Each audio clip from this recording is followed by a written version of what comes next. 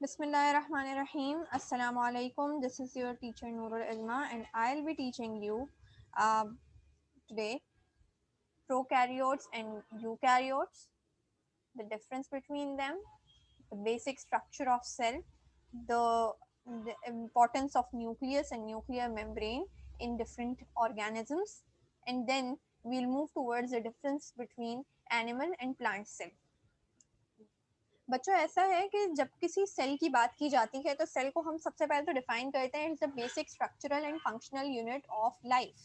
ठीक, इसके चार मेजर कंपोनेंट्स हैं जिन चार मेजर कंपोनेंट्स के बगैर सेल का वजूद नामुकम्मल होता है। इनमें पहला हिस्सा है सेल वॉल, दूसरा हिस्सा है सेल मेम्ब्रेन, तीसरा हिस्सा है न्यूक्लियस, चौथा है साइटोप्लाज्म और उसके ऑर्गेनील्स। सेल वॉल की जब बात की जाती है तो वो यूनिवर्सली तमाम सेल्स में मौजूद है सिवाय एनिमल सेल के।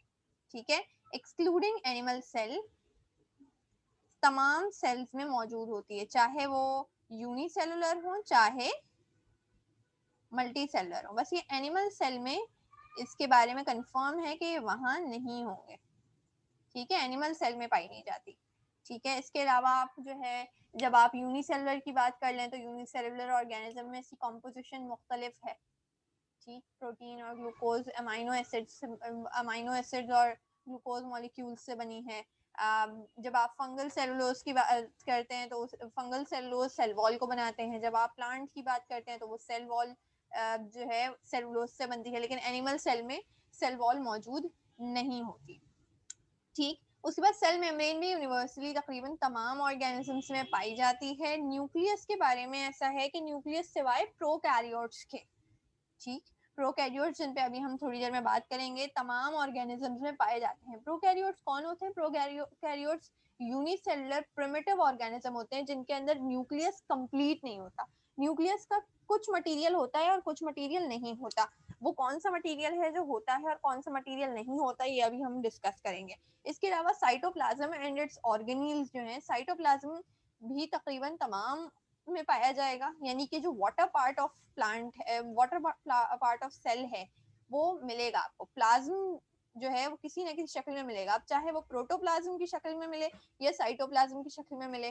ठीक, प्रोटोप्लाज्म और साइटोप्लाज्म में क्या डिफरेंस है वो भी आपको बताते हैं। ऑर्गेनील्स अमूमन तमाम सेल्स में आपको मिलेंगे, लेकिन हर ऑर्गेनील का कुछ डिफरेंस होगा कि किसी में कोई मिलेगा और किसी में कोई नहीं मिलेगा।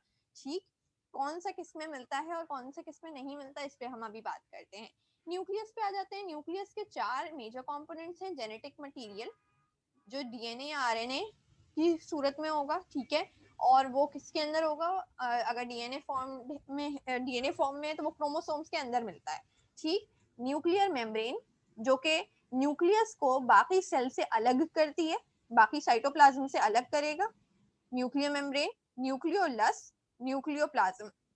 ठीक, अब हम बात करते हैं एक टिपिकल सेल की। ये टिपिकल सेल मौजूद है आपके पास। इसमें एक तह जो है आपको यहाँ पे दिखाई दे रही होगी सेल वॉल की, अंदर वाली सेल मेम्ब्रेन है। ठीक है, फिर हम बात कर लेते हैं, ये हमारा न्यूक्लियस है, जो ब्राउन कलर का हमने बनाया ना, ये न्यूक्लियस है। ये जो चीज है ये न्यूक्लियर मेम्ब्रेन है, right? This is nuclear membrane with nuclear pores. Nuclear membrane with pores, ठीक है, ये आप पोर्स देख सकते हैं, ये पोर्स के साथ है। ये है न्यूक्लियोलस, ठीक है, ये हो गया न्यूक्लियोलस। ठीक, और इसके अलावा जो यहाँ पे पार्ट होगा, यहाँ पे कुछ ऐसे पड़े हुए मटेरियल्स होंगे, ठीक है, जो होगा जेनेटिक मटेरियल, ठीक है, क्रोमोसोम्स की शक्ल में।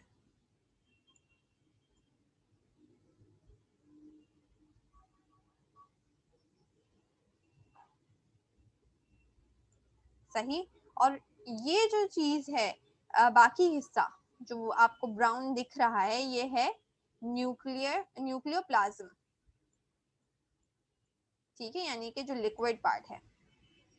जब हम बात करते हैं एक ऐसे सेल की जो प्रिमिटिव है, जिसके अंदर न्यूक्लियस कंप्लीट नहीं है, ठीक है, तो उसमें क्या होता है? उसके अंदर ये होता है कि न्यूक्लियर मेम्ब्रेन का जो पार्ट है, ये न्यूक्लियर मेम्ब्रेन जो आपको दिखाई दे रही है, ये मिट जाती है, यानी कि ये होती ही नहीं है, सिरे से वजूद में ही नहीं आती। अब क्या होगा कि जब ये वजूद में ही नहीं आई, सही,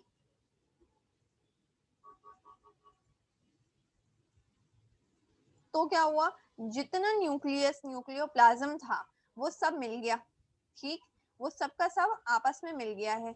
अब उसके मिलने की वजह से क्या हुआ कि जो न्यूक्लियोप्लाज्म था और ये जो साइटोप्लाज्म है ये मिक्स हो गया, साइटोप्लाज्म और न्यूक्लियोप्लाज्म मिक्स हो गया अब, और साइटोप्लाज्म और न्यूक्लियोप्लाज्म जब मिक्स हो तो ये कहलाते हैं प्रोटोप्लाज्म। इसीलिए जो प्रोकैरियोट्स होते हैं उनके जो सेल फ्लूइड होता है वो कहलाता है प्रोटोप्लाज्म, ठीक।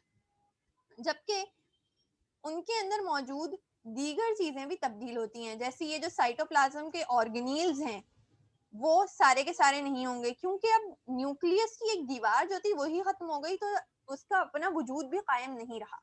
इस वजह से हम कहते हैं कि न्यूक्लियस तकरीबन एब्सेंट होता है, बाकी चीजें उसका जेनेटिक मटेरियल लाजमी मौजूद होगा, लेकिन ये न्यूक्लियर मेम्ब्रेन नहीं है, यानी कि अब एक कमरा दूसरे कमरे से अलग अपना वजूद नहीं रखता। साथ साथ न्यूक्लियोलस भी नहीं है, न्यूक्लियोप्लाज्म भी नहीं है, न्यूक्लियोप्लाज्म का जितना हिस्सा था वो सब इसके साथ मिक्स हो गया, ठीक। और अब ये चीज कहलाती है प्रोटोप्लाज्म। ये आपको तस्वीर मिलती है किसकी, प्रोकैरियोट्स में, ठीक है, जबकि यूकैरियोट में ये तमाम चीजें अपनी जगह कायम होंगी, कुछ कुछ डिफरेंसेस के साथ, या तो वो डिफरेंस कॉम्पोजिशन का होगा या वो डिफरेंस ऑर्गेनील्स का होगा, ठीक। इसके साथ हमारा बेसिक कॉन्सेप्ट बना मेकिंग खत्म होती है। अब यहाँ पे मैं बात करने जा रही हूँ प्रोकैरियोट और यूकैरियोट के बेसिक डिफरेंस की। प्रोकैरियोट और यूकैरियोट को जब हम डिस्कस करते हैं अपनी किताब के हिसाब से, तो आपको मालूम होगा कि प्रोकैरियोट और यूकैरियोट की एग्जांपल हमने चैप्टर नंबर 3 में भी पढ़ी थी, और वहां हमने डिस्कस किया था प्रोकैरियोट की एग्जांपल में आते हैं बैक्टीरिया, साइनोबैक्टीरिया, जबकि यूकैरियोटिक सेल इनके अलावा जितने ऑर्गेनिजम्स हैं वो सब इसी में शामिल होते हैं, यानी कि यूग्लिना, पैरामीशियम, और इसके अलावा प्लाज्मोडियम आपने चैप्टर 1 में डिस्कस किया है, मलेरिया का ऑर्गेनिज्म, और इसके अलावा ह्यूमन, प्लांट, सब के सब यूकैरियोट्स होते हैं। इनकी सबसे इंपॉर्टेंट बात ये होती है कि इनके पास न्यूक्लियस नहीं होता, न्यूक्लियस का मेम्ब्रेन, न्यूक्लियर मेम्ब्रेन बेसिकली नहीं होती, जबकि यूकैरियोट्स में न्यूक्लियर मेम्ब्रेन पाई जाती है। अब जिसके पास न्यूक्लियस सबसे बड़े ऑर्गेनील की ही मेम्ब्रेन ना हो, क्या उसके पास दीगर ऑर्गेनिल्स होंगे विद मेम्ब्रेन? नहीं। तो जितने मेम्ब्रेन बाउंड ऑर्गेनील्स होते हैं वो सब एब्सेंट होते हैं, ठीक है, जबकि बाकी यूकैरियोटिक सेल में तमाम के तमाम प्रेजेंट होंगे। जहां तक बात रही कुछ ऐसे ऑर्गेनील्स की जो कि सिंगल मेम्ब्रेन बाउंड होते हैं, जैसे राइबोसोम्स, तो उनके साइज में डिफरेंस होगा, ठीक है, स्मॉलर इन साइज होंगे प्रोकैरियोट्स में, जबकि लार्जर होते हैं एटीएस के यूकैरियोटिक सेल में। बाकी सब चीजें जो है तकरीबन सिमिलर है। प्लाज्मा मेम्ब्रेन जो है वो, यानी कि सेल मेम्ब्रेन प्रोकैरियोटिक सेल में एब्सेंट होती है, जबकि यूकैरियोटिक सेल में मौजूद होगी, जबकि सेल वॉल तकरीबन तमाम में मौजूद ही होती है लाजमी, ठीक है, सेल वॉल सब में मौजूद होगी लेकिन सेल मेम्ब्रेन में डिफरेंस होगा, ठीक है, सेल मेम्ब्रेन नहीं होती किसमें, प्रोकैरियोट्स में, ठीक है, ना उसके पास सेल मेम्ब्रेन होती है ना न्यूक्लियर मेम्ब्रेन होती है, बेसिकली मेम्ब्रेन की कमी है उसके अंदर, ठीक है। ये सारी चीजें आपको समझ आ गई होंगी। सेल साइज डेफिनेटली बहुत छोटा होता है और ये यूनिसेलुलर ही होते हैं, जबकि यूकैरियोटिक यूनिसेलुलर भी हो सकते हैं और मल्टी सेलुलर भी हो सकते हैं, जैसे कि हमने चैप्टर 3 में डिस्कस किया था। अब हम आ जाते हैं दूसरे टॉपिक पर, जो कि है एनिमल सेल और प्लांट सेल का डिफरेंस। इसके बारे में आप जानते ही हैं, एनिमल सेल के पास जो है सेल वॉल नहीं होती, सबसे अहम बात, जबकि प्लांट सेल के पास एक रिजिड सेलुलोज सेल वॉल होती है, ठीक। इसके अलावा न्यूक्लियस की जो अकरेंस होती है एनिमल सेल में वो within the centre of cell होती है, जबकि प्लांट सेल में पेरिफेरी यानी कि एक तरफ कोने में पड़ा हुआ होता है, देखिए यहाँ पे, ठीक है, ये न्यूक्लियस हो गया प्लांट सेल में, कोने में पड़ा हुआ है, जबकि ये बिल्कुल सेंट्रल पार्ट में एनिमल सेल। अब यहाँ पे कुछ चीजें जो है वो एब्सेंट होंगी, कुछ चीजें प्रेजेंट होंगी, ठीक है, जैसे कि सेंट्रियोल्स जो हैं वो सिर्फ एनिमल सेल में होते हैं, प्लांट सेल में सेंट्रियोल आपको कहीं नहीं मिलेगा, ठीक है। अब आपने कभी कोई ह्यूमन या कोई एनिमल रंगीन देखा है, ग्रीन कलर का पिगमेंट हो जिसके अंदर? नहीं देखा होगा यकीनन। तो साइटोप्लाज्म के अंदर आपको क्लोरोप्लास्ट सिर्फ और सिर्फ कहाँ मिलते हैं? क्लोरोप्लास्ट आपको मिलेंगे प्लांट सेल में, जबकि यहाँ पे नहीं मिलेंगे, ठीक। इसके अलावा लाइसोसोम जिसका फंक्शन हम आगे पढ़ेंगे तो आपको समझ आ जाएगा कि सिर्फ एनिमल सेल ही में क्यों होता है, प्लांट सेल में क्यों नहीं होता। तो ये भी सिर्फ यहाँ आपको मिलेगा, जबकि बाकी ऑर्गेनील्स जो हैं जैसे प्लाज्मा मेम्ब्रेन वो आपको यहाँ पे भी मिलेगी। बाकी सारी चीजें आपको दोनों जगह मिलेगी। हाँ, एक चीज होती है वैक्यूल, ठीक है, इसका फंक्शन क्या होता है वो हम बाद में पढ़ेंगे, लेकिन वैक्यूल के साइज और नंबर में डिफरेंस आता है। यहाँ पे आप देखें अगर तो ये आपको दिखाई दे रहा है, ये वैक्यूल है, ठीक है, ये वैक्यूल है, ये जो छोटे छोटे बैग्स हैं ये वैक्यूल है। ये वैक्यूल जब आप एनिमल सेल की बात करते हैं तो वहां पे ये न्यूमरस इन नंबर होते हैं, ठीक, और न्यूमरस इन नंबर होने के साथ साथ वो छोटे साइज के होते हैं, जबकि प्लांट सेल में उनका साइज एक बड़ा सा होता है। ये आप देख सकते हैं,